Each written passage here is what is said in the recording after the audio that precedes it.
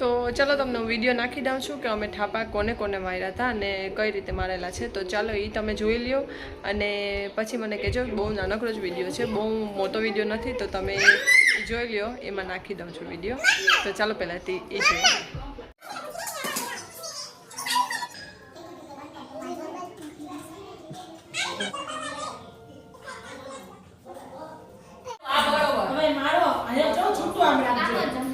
આટલા મથા પેટ છે ને બસ